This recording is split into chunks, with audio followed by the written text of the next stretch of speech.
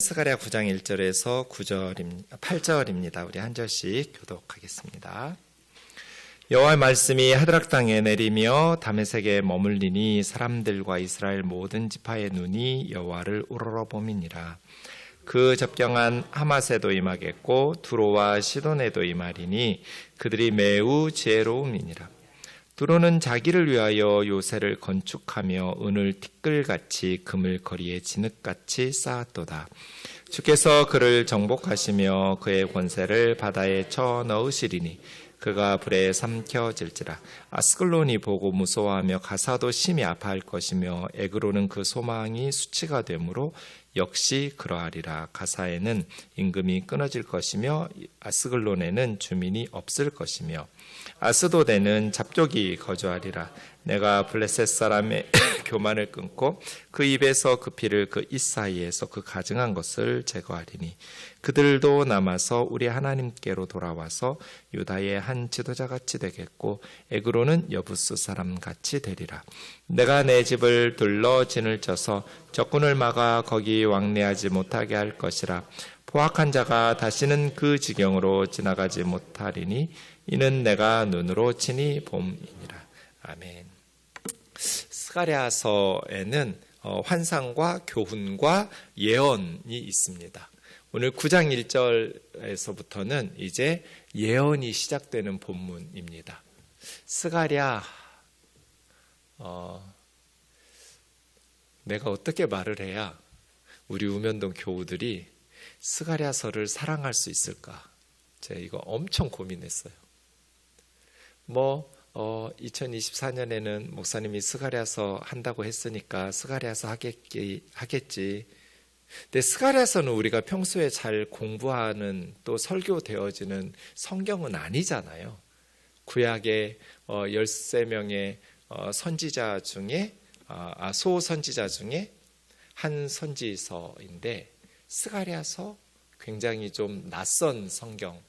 소선지서 잘 설교 안 하거든요. 몇 편 호세아나 요나나 몇 개를 제외하면 스가랴 같은 성경은 수십 년 교회 다녀도 설교 몇 번 못 들어보셨을걸요. 네. 그래서 내가 어떻게 해야 우리 우면동 교우들이 스가랴서가 중요한 줄을 알 수 있을까? 무슨 말을 어떻게 강조해야 우리 우면동 교우들이 스가랴서라는 이 엄청난 보물들을, 말씀의 은혜들을 이렇게 자기 것으로 누리실 수 있을까? 이 고민이에요. 네. 그래서 생각한 것이 별건 아니지만 우리 수명을 하나님이 한 300년 살도록 하셨으면 이것도 하고 저것도 할 수 있겠죠. 근데 우리 수명이 짧아요. 은퇴하고 나서 그 전에 제가 천국에 갈 수도 있겠지만 은퇴하고 나서 주님 부르실 때까지 기억력도 없어지고 여러 가지 체력도 떨어질 텐데 남은 시간 동안 많은 성경을 연구할 시간이 없을 거잖아요. 그래서 저는 히브리서를 은퇴하면 연구하고 싶거든요. 근데 히브리서를 연구하고도 시간이 남으면 스가랴서를 연구하고 싶어요. 죽을 때까지. 그러면 좀 여러분 스가랴서에 대해서 우리 목사님이 얼마나 중요하게 여기는지, 이 성경이 얼마나 중요하길래, 성경 66권이 다 중요하죠. 다 하나님의 말씀에 진리가 있고. 스가랴서를 성경학자들은 메시아 예언의 보물창고라고 불러요. 예수님에 대한 예언이 스가랴서보다 많은 구약 성경이 있을까? 저는 없을 것 같아요. 거의 원탑. 예수님에 대한 예언이 스가랴서가 가장 많고 중요하고 그런 성경이 스가랴서 같아요. 그래서 우리 주님이 스가랴 선지자가 520년부터 활동 시작하잖아요. 주님 태어나기 520년 전에 500여 년도 훨씬 이전에 말씀 사역을 시작했는데 마치 보고 나서 쓰는 것 같아요. 수백 년 후의 사건들을 스가랴 선지자는 이미 사건을 다 겪은 후에 스가랴서를 쓰는 것처럼 너무너무 정확해요. 얼마나 성령 충만한 종이었으면, 얼마나 말씀으로 하나님의 영으로 충만했으면 이렇게 몇백 년 후에 일어날 사건들과 몇백 년 후에 오실 예수 그리스도를 이렇게 자세하게 정확하게 예언할 수 있을까? 그래서 오늘 9장부터 이 스가랴서의 예언들, 특별히 1장부터 다 그렇지만, 그래서 우리 우면동 교우들은 정말 좀 스가랴서를 가까이 했으면 좋겠어요. 스가랴서를 꼼꼼하게 연구하고, 근데 스가랴서에 도움이 될 만한 책들이 거의 없어요.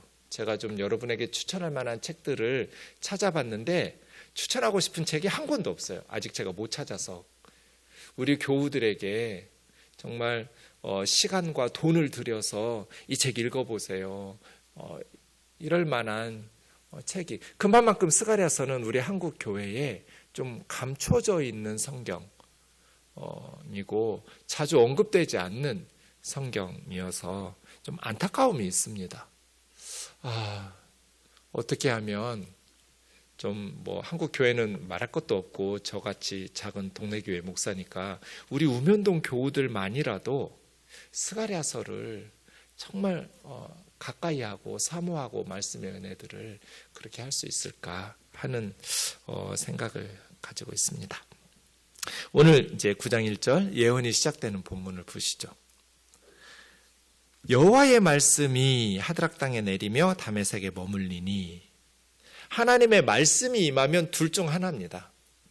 하나는 복을 말씀하시는 복된 말씀일 수 있고요, 하나는 심판과 저주를 말씀하시는, 하드락 땅에 이 땅에 임하신 하나님의 말씀이 복을 주시겠다는 예언의 말씀인지 아니면 심판을 하시겠다는 저주의 말씀인지 좀 더 읽어봐야겠죠. 근데 하드락이라는 지역이 수수께끼 같아요.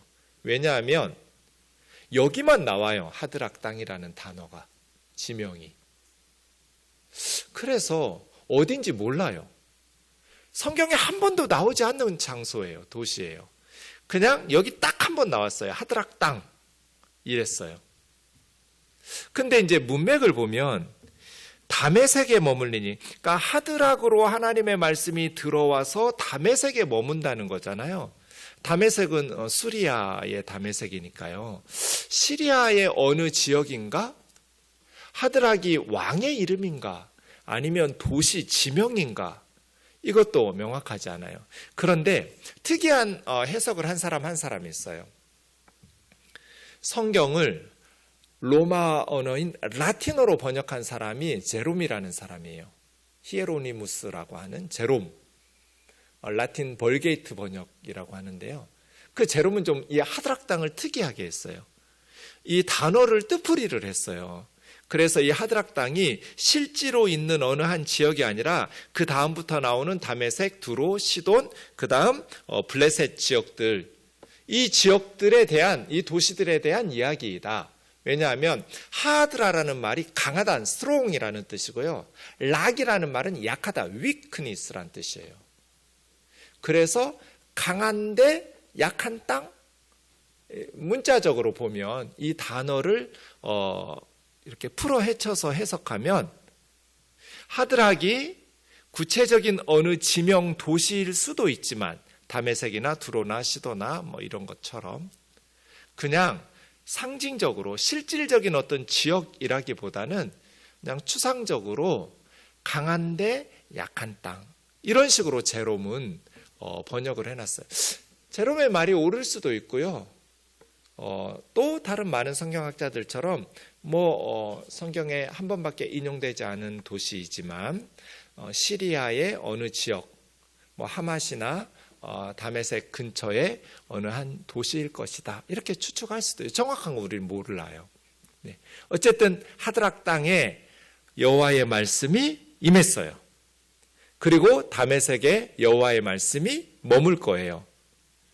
우리 한글 성경으로는 왜냐하면이라는 그 접속사가 정확하게 번역되지 않고 끝에 봄이니라 뭐뭐 했기 때문에 이니라에 이렇게 왜냐하면이 들어있는데요. 원문에 보면 키라는 말은 왜냐하면 앞에 붙어 있어요. 왜 하나님의 말씀이 하드락 땅에 다메섹에 임하시냐면 결론적으로는 이제 이 지역에 대한 심판의 말씀이거든요. 심판의 말씀이 왜 임하냐면 사람들과 이스라엘 모든 지파의 눈이 여호와를 우러러 보았기 때문에 이거죠. 사람들은 어디 사람들일까요? 그 다음에 대조되는 말이 이스라엘 지파 사람들이 나오니까 앞에 나온 사람들은 이방 나라 사람들로 보는 게 합리적이죠. 그래서 이방 나라 사람들과 이스라엘 12지파 사람들이 하나님을 우러러 보았기 때문에 하나님의 말씀이 하맛 땅, 하드락 땅과 또 다메섹 땅에 임한다. 이렇게 보겠습니다. 왜 이방 사람들과 이스라엘 12지파 사람들이 하나님을 우러러 보았을까요? 이 지역 사람들, 다메섹과 하드락, 하맛, 두로와 시돈, 이 지역 사람들을 좀 하나님 심판해 주세요. 이런 거잖아요. 하나님, 우리의 억울함을 좀 되갚아 주세요. 이런 거거든요. 좀 더 읽어보겠습니다. 그 접경한 하맛에도 지도 보시면 아시겠지만 하맛은 메소포타미아에서 가나안으로 넘어오는 그 길목 중요한 위치에 있어요.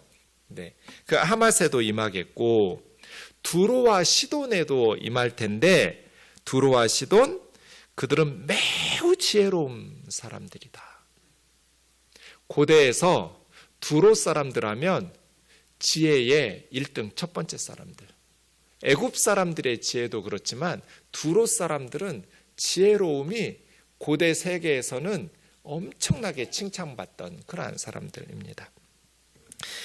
자, 이제 하드락 땅 이야기하면서 다메섹, 하맛, 두로, 시돈 하면서 3절에는 이제 두로의 말씀을 이렇게 고정시키고 있습니다. 그러니까 하나님의 말씀이 하드락 땅으로 들어와 가지고 다메섹에 머물면서 하맛에 갔다가 두로와 시돈으로 오는데 최종적으로는 두로에 딱 포커스 돼 가지고 집중하고 있는 모습이죠. 네.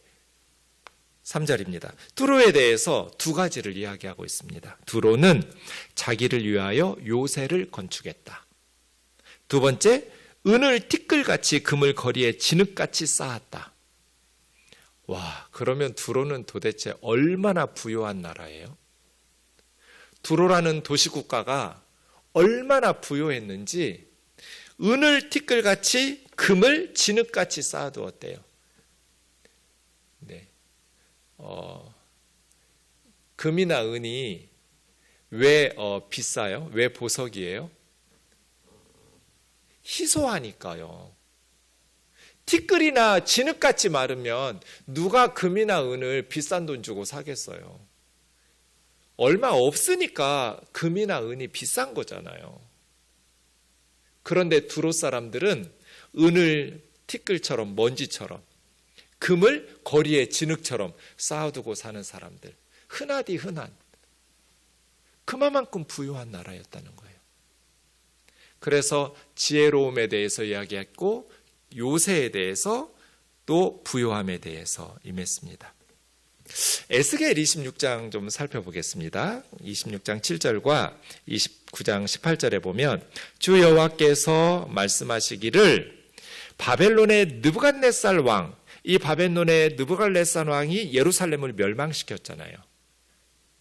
남유다를 멸망시키고 성전을 불질렀던 왕이에요. 그 느부갓네살 때 이제 바벨론이 북쪽에 있으니까 북쪽에서 말과 병거와 기병과 군대와 백성의 큰 무리를 거느리고 와서 두로를 쳤어요. 그러니까 예루살렘과 유다만이 아니라 두로와 시돈, 여기도 느부갓네살 왕이 정복했는데 29장 18절에 보면 특이한 말씀이 있어요. 바벨론의 느부갓네살 왕이 군대로 두로를 치게 할 때 크게 수고했어요. 두로를 정복하기 위해서 엄청난 수고를 감당했는데 얼마만큼? 군대의 모든 머리털이 무지러지고 막 다 대머리가 될 정도로 벗겨질 정도로 모든 어깨가 벗겨질 정도로 그렇게 바벨론의 군대가 두로를 정복하기 위해서 엄청난 수고를 들였어요. 그런데 그 군대와 그가 수고한 대가를 두로에서 얻지 못했어요. 이 말 좀 특이하죠. 예루살렘을 정복할 때 바벨론의 느부갓네살 왕은 두로도 정복했어요. 두로를 정복하기 위해서 그와 그의 군대는 엄청난 수고를, 막 머리털이 다 빠져나가고 대머리가 되고 어깨가 다 벗겨질 만큼 엄청난 고생을 해서 두로를 정복했단 말이에요. 그런데 두로를 정복했는데 수고한 대가를 두로에서 얻지를 못했어요. 왜 그랬을까요? 정복했으면 아니 두로에 은이 티끌처럼 금이 거리에 진흙처럼 쌓아두고 살았다며요. 다 성벽을 허물고 정복했어요. 근데 왜 느부갓네살 왕은 정복한 두로에서 수고한 대가를 얻지 못했을까요? 이상하죠? 왜요? 왜 얻지 못했을까요? 두로. 큰일 났네.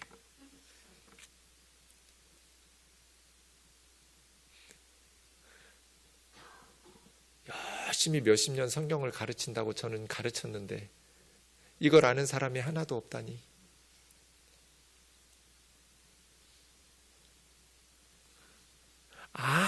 들어봤어 할 거예요. 조금 있다가. 3절 다시 보세요. 지도랑 같이 보시면 두로는 자기를 위하여 요새를 건축했다고 그랬잖아요. 느부갓네살 왕이 정복한 건 육지에 있는 올드 시티예요. 두로를, 성벽을 정복했어요. 근데 두로 사람들이 생각한 거예요. 늘 그 고대에는 전쟁하니까 강대국들 사이에 끼어있는 작은 도시국가니까 불안하고 위험하잖아요. 그래서 두로 사람들이 무슨 생각을 했냐면 그 육지에서 800m 떨어진 섬, 거기를 사가지고 새로운 두로를 건설한 거예요. 바다야, 섬에다가. 그래가지고 이 사람들은 엄청난 항해술과 그 지혜를 가지고 있는 사람들이거든요. 그래서 앞에 있는 섬을 사서 성 주변으로 높은 성벽을 다 쌓았어요. 그리고 거기 뉴 두로예요. 신도시처럼. 새로운 두로를 거기다가 건설해 놓은 거예요. 바다 지중해 한가운데다가.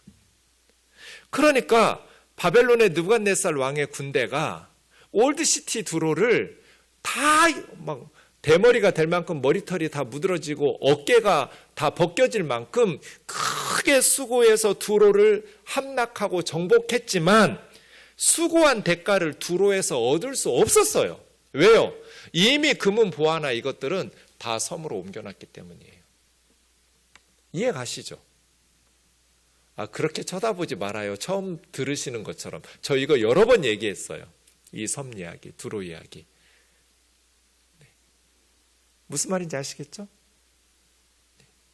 그래서 원래 육지에 있던 두로는 그냥 껍데기만 남아있는 거예요.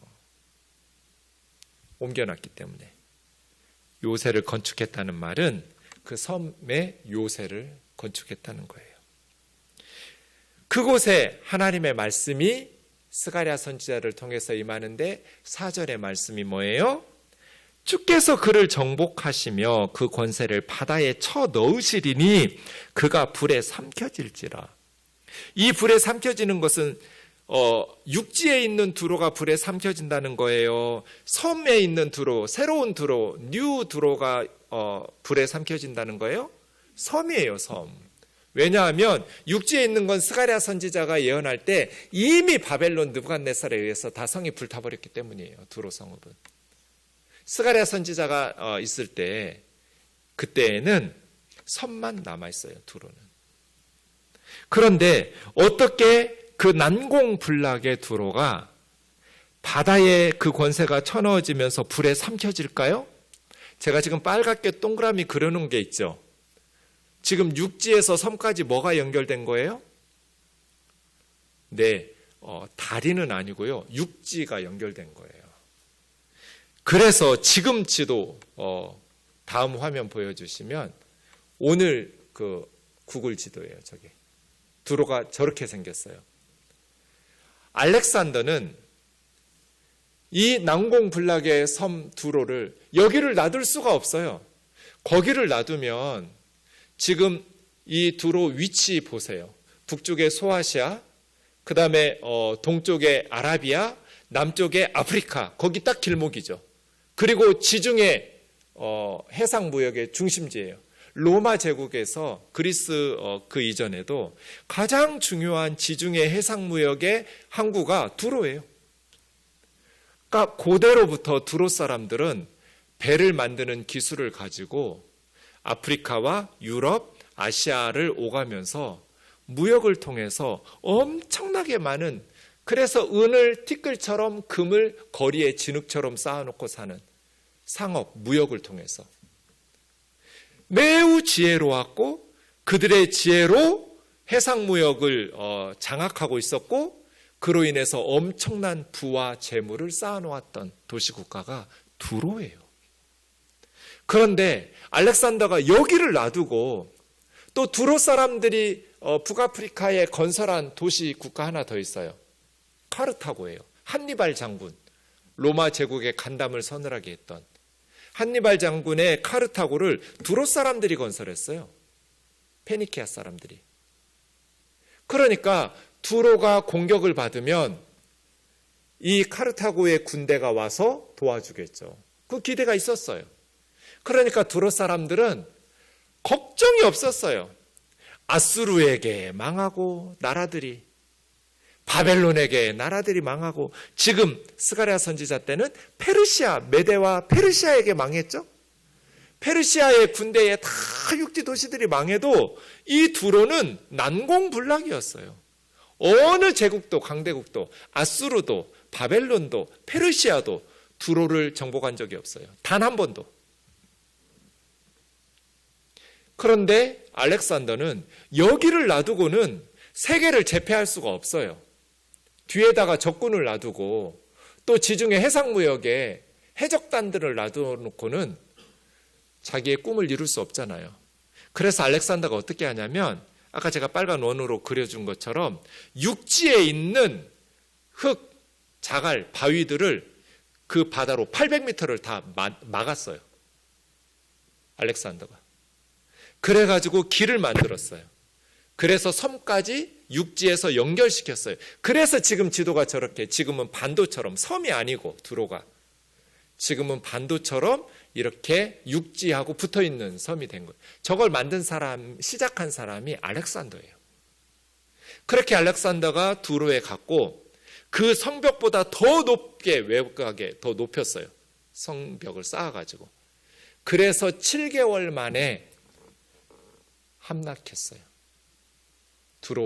신두로를. 그래서 거기서 한 10,000여 명 죽이고 한 30,000명 잡아다가 포로로 노예로 팔아먹고 거기에 있던 수많은 금은 보화를 이렇게 노획물로 찾아가고, 그것이 이제 역사책에 기록되어 있는 내용이에요. 그러니까 알렉산더는 333년에 주전 333년에 페르시아를 정복했고 전투에서 이겼고, 그리고 7개월 만에 두로를 정복해서 332년에 두로를 정복하거든요. 근데 520년에 지금 사역을 시작하면서 518년쯤이거든요. 이 말씀이 주전 518년인데 한 180년 후에, 190여 년 후에 알렉산더가 해야 할 일들을 4절에서 지금 스가랴 선지자는 마치 역사를 다 보고 나서 쓰는 것처럼 기록하고 있는 거예요. 엄청난 선지자예요. 이방 사람들과 이스라엘 12지파 사람들이 여호와를 우러러보고 하나님을 향하여서 호소하니까 억울한 눈물을 흘리던 이들의 눈물을 들으신 하나님께서 두로 사람들에게 심판을 말씀하시는 거죠. 자, 그러면 두로 사람들은 왜 하나님의 심판을 받을까요? 에스겔 28장에 나와 있어요. 인자야, 두로 왕에게 이르기를 주 여호와께서 말씀하시되 네 마음이 교만하여 나는 신이다, 내가 하나님의 자리 곧 바다 가운데 앉아있다 하도다. 네 마음이 하나님 마음과 같은 채할지라도 너는 사람이지 신이 아니다. 두로 왕에게 이렇게 에스겔아 가서 전해라. 그러니까 두로가 멸망한 첫 번째 원인은 뭐예요? 교만이에요. 교만. 왜 교만했어요? 자신들의 지혜를 가지고 바다 한가운데다가 요새를 건설해 놓고 다른 나라들 다 강대국에게 짓밟히고 망할 때 자기들은 눈 하나 깜짝 털끝 하나 건드려지지 않았거든요. 육지에서 800m 떨어진 섬에 있으니까요. 그래서예요. 네가 다니엘보다, 그래서 두로의 지혜를 말할 때 다니엘 선지자를 말하니 구약 사람들은 다니엘 선지자를 얼마나 지혜롭게 여겼겠어요? 다니엘보다 지혜롭다고 말하면서 은밀한 것을 깨닫지 못할 것이 없다 하고 지혜와 총명으로 재물을 얻으며 금과 은을 곳간에 저축하였으며 내 큰 지혜와 너의 무역으로 재물을 더하고 그 재물로 말미암아 내 마음이 교만하였도다. 이렇게 지혜롭고 큰 재물을 쌓아놓는데 겸손하는 거 참 쉽지 않겠죠, 그죠? 두로 사람들의 교만. 나는 신이야. 우리는 신이야. 난공불락이야. 두 번째, 아모스서에 보면 두로의 죄에 대해서 이야기합니다. 두로의 서너 가지 죄, 죄가 서너 가지밖에 없어서 아닙니다. 3 더하기 4는 7이기 때문에 완전수예요. 차고 넘치는 완전한 죄이고요. 그 벌을 하나님이 돌이키지 않으실 텐데 이는 그들이 형제 계약을 기억하지 아니하고 모든 사로잡은 자를 에돔에 넘겼습니다. 두로성에 불을 보내리니 그 궁궐들을 사르리라. 에스겔 선지자의 예언도, 스가랴 선지자의 예언도, 이 아모스 선지자의 예언도 다 알렉산더에 의해서 성취되는데 이 아모스 선지자는 형제의 계약, 두로, 여러분 솔로몬 성전 지을 때 백향목을 어디서 가져왔어요? 누가 줬어요? 레바논, 거기 두로잖아요. 두로 왕 히람이 줬어요. 열왕기상 5장 1절에 보면 솔로몬이 기름 부음 받고 아버지 다윗을 이어서 왕이 되었다함을 두로 왕 히람이 듣고 신하들을 솔로몬에게 보내면서 했는데 히람 평생에 다윗을 사랑했다고 그랬어요. 그러니까 아모스 1장 9절에 형제의 계약을 기억하지 않았다는 것은 두로와 이스라엘은 원래 형제 관계처럼 그렇게 사랑하면서 잘 지냈어요. 좋은 관계였어요. 솔로몬과도 약조를 맺고 조약을 맺는 그런 나라였어요. 그런데 유다가 멸망할 때, 이스라엘이 멸망할 때 두로 사람들이 형제의 계약을 기억하지 않고 도망가는 유다 사람들, 이스라엘 사람들을 잡아서 에돔의 노예로 팔아먹었다는 거잖아요. 너무나 잔인했어요. 하나님이 주신 성품, 그 선함을 지키지 못하고 악랄하게 나라 망해서 지금 전쟁에 져서 도망가고 있는 유대 사람들을 잡아가지고 에돔 사람들에게 노예로 팔아먹는. 그래서 하나님께서 돌이키지 않겠다, 그들의 죄를. 반드시 벌한다고 말씀하시는 거예요. 그래서 오늘 말씀에서 첫 번째 예언으로 스가랴 선지자는 하나님이 두로를, 그동안 수백 년 동안 두로를 어떤 강대국도 정복한 적 없었지만 장차 하나님께서 반드시 두로에 불을 지를 것이다. 그럼 두로의 멸망이 우리에게 주는 교훈은 뭐예요? 두 가지예요. 두로가 왜 멸망했어요? 교만해서 망했고 잔인해서 망했어요. 두로의 멸망이 주는 교훈은 교만하면 망한다. 두로가 겸손하기 쉽지 않아요. 그런데 교만하면 망해요. 그래서 주님께서 바울 같은 사람에게 육체의 가시, 질병을 주신 것 같아요. 바울 같은 사람이 겸손하기가 쉽지 않잖아요. 그렇죠? 인간이니까. 그래서 하나님께서 육체의 가시를 주셨어요. 마하트마 간디, 마하트마는 위대한 영혼이란 뜻이에요. 간디를 인도 사람들은 위대한 영혼, 마하트마라고 불렀어요. 그런 간디가 겸손하기가 쉽지 않겠죠, 그죠? 민족의 영웅인데. 간디는 어떻게 했어요? 집에 와서 원래를 돌렸대잖아요. 그냥 노예들, 여종들, 남종들 하는 거. 민족의 지도자가 집에 오면 그거 하고 있어요. 왜요? 나도 저 사람들과 다를 것 없는 한 줌의 진흙이라는 걸 기억하는 거. 밖에 나가면 사람들이 높여주고 떠받들어 주니까 자기가 마치 대단한 사람인 것처럼 사람은 교만하고 착각하게 되잖아요. 두로 엄청난 지혜를 가지고 재물을 쌓았다고 그랬어요. 그래서 교만했어요. 그런데 하나님께서 불지른다고 그랬어요. 교만하면 망해요. 우리도 마찬가지예요. 교만하면 망해요. 그리고 잔인하면 망해요. 하나님의 성품, 하나님의 형상으로 지음받은 은혜가 있는데 그걸 잃어버리면 망해요.